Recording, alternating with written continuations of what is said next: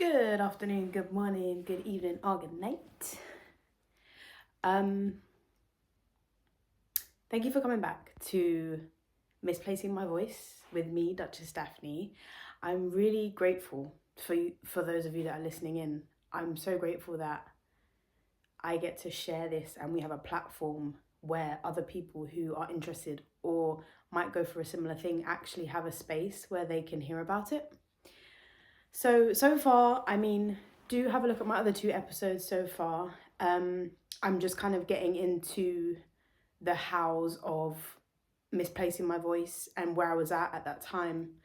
Today, I'm just going to get into the realization part of it, where I really started to feel like, okay, there's an issue here. And it is more apparent than just it's feeling uncomfortable when I sing, it's feeling uncomfortable when I talk. It was more now looking at, hold on a second, I'm actually building a singing career here and it's going to have to go on pause. What am I going to do about that, right? What am I going to do? Like, what control can I take over the situation? So I did the first thing that I think I usually do when I have a physical issue is do a bit of my own research. And then I book a GP appointment because I always want a professional opinion, but I don't assume that that's going to be suited to me always. So I booked a GP appointment. I went, I told them, like, look, this is what I do.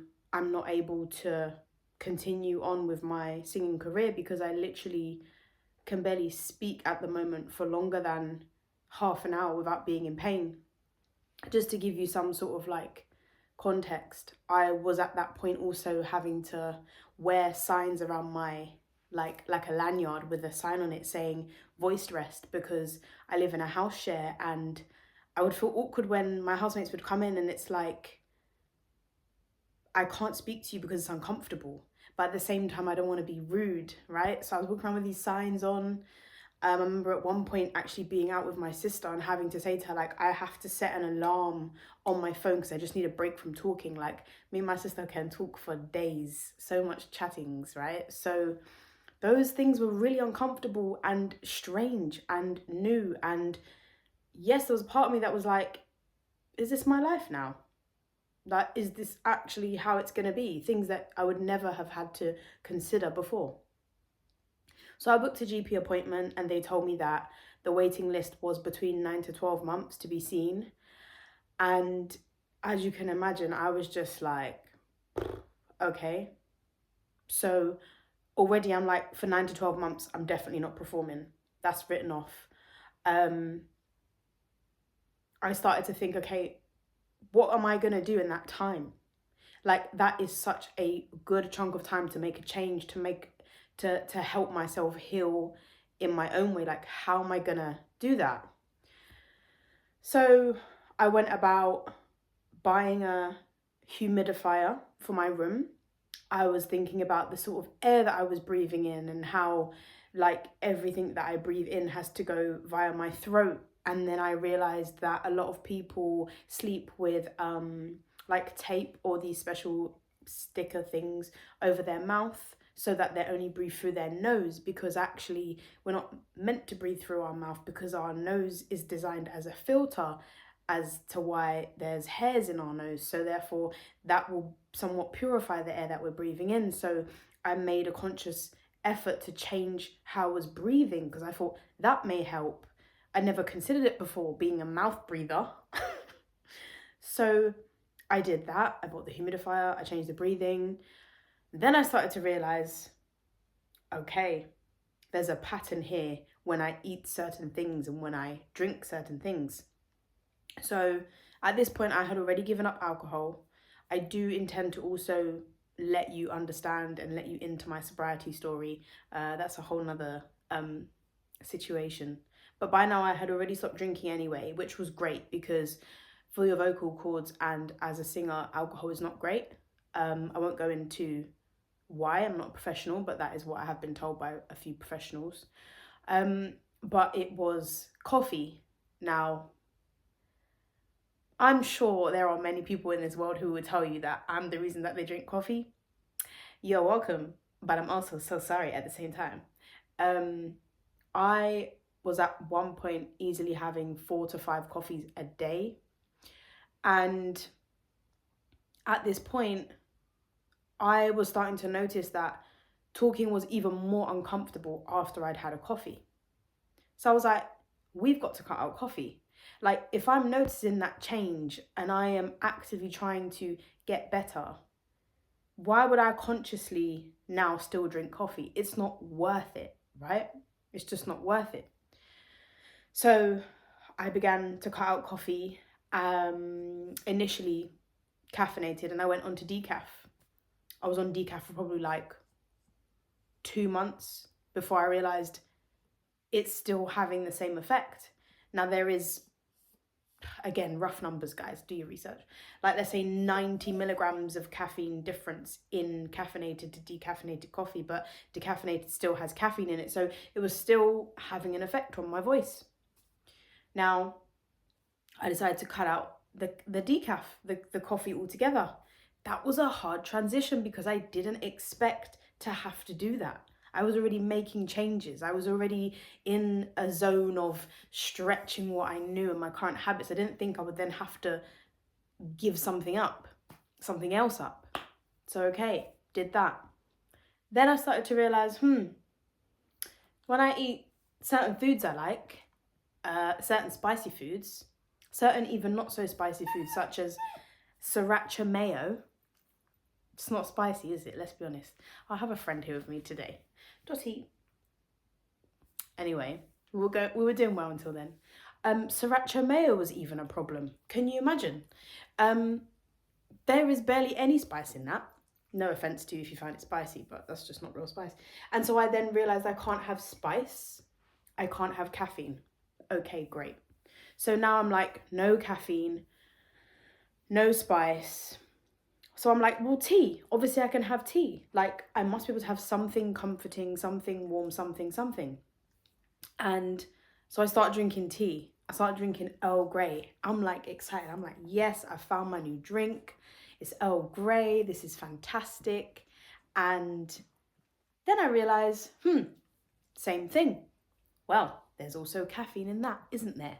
Yes, Duchess, there is. And I suppose what I'm trying to say and what I'm trying to show is that this wasn't over a couple of days. This wasn't like, oh, Monday I tried this, didn't work. Tuesday I tried. Like, this was after weeks in between of being like, what is going on with my voice? What is going on with my body? How do I feel, right? Taking breaks, taking voice rest. I also, in that time, had about 4 days of just not speaking. I told everyone I'm doing a 4-day voice rest. My amazing vocal coach, Carrie, had suggested to me, you know what, you need periods of rest to rest your voice. Because what I thought was the best thing to do for the first couple of days was to whisper. No. Advice. Don't whisper. It's even more straining on your voice than talking normally. So again, I wouldn't have known that. I'm just a newbie in this. So I've lost my train of thought because now I'm talking about whispering. Yeah, so anyway, so Carrie Griffiths, an amazing vocal coach, please do look her up on YouTube. I will put her details below.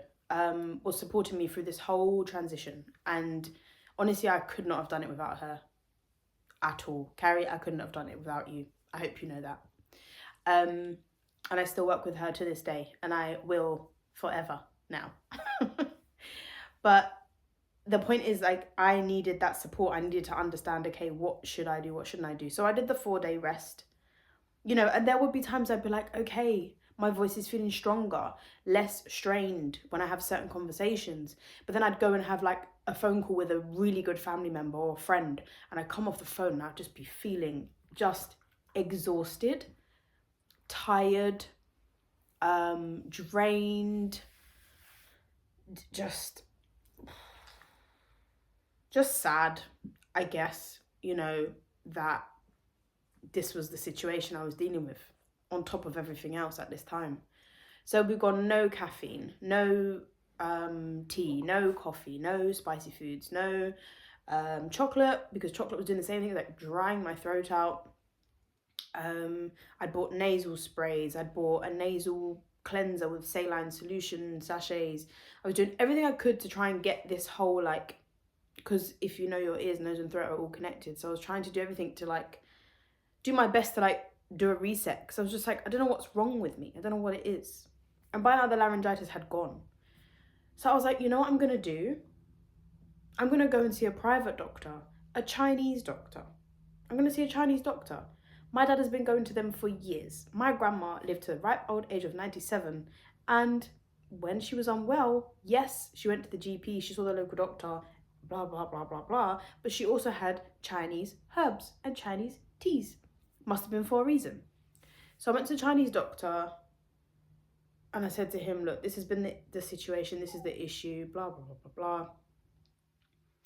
He gave me some teas for 10 days and some acupuncture, and I'm telling you, it was starting to feel really good. It was starting to feel less strained, right? And one thing he said to me when he was reading my pulse was, are you angry? You know, do you have a lot of anger in your... Seriously? Do you have a lot of anger in your life, in your body? And I was like, no. You know, because as far as I was aware, not any longer. In the months prior, I was very, very angry. Someone had killed my uncle. I was fuming for months, of course.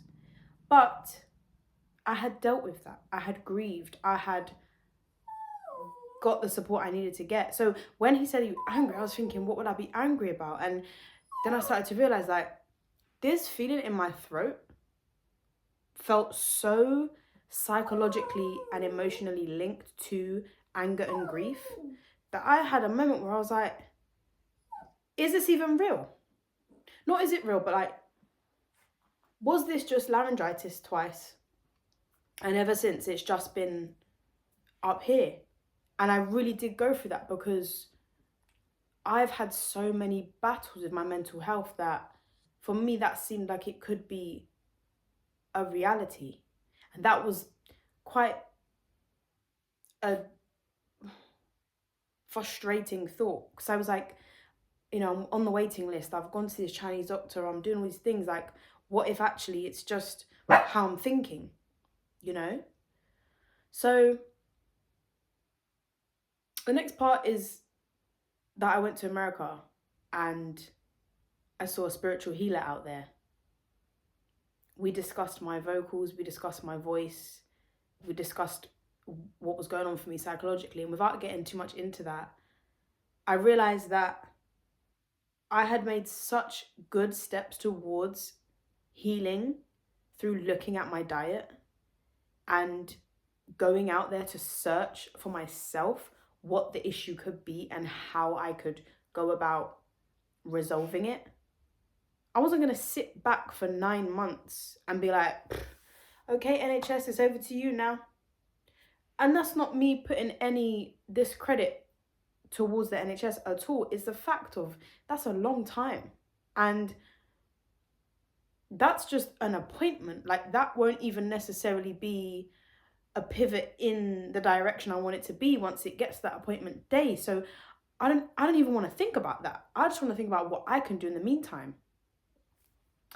And again, I really just, I do see the growth when I tell you this, because I speak about it as if it almost isn't still relevant. Like today, now as I post this video, I can still not record for longer than 20 minutes without feeling fatigued. I'm still not able to work towards my album just yet, other than songwriting. But I'll tell you what I can do. I can tell you that my new single, Jaja, which was pre-recorded, is out now on Spotify, Amazon Music, and Apple. Go and stream. Let me know what you think. Thanks for tuning in. There's way more of the story to go, so don't you worry. Thanks to my apprentice. Yes, I'm talking to you, Dottie. and I will see you next time. Thanks for listening.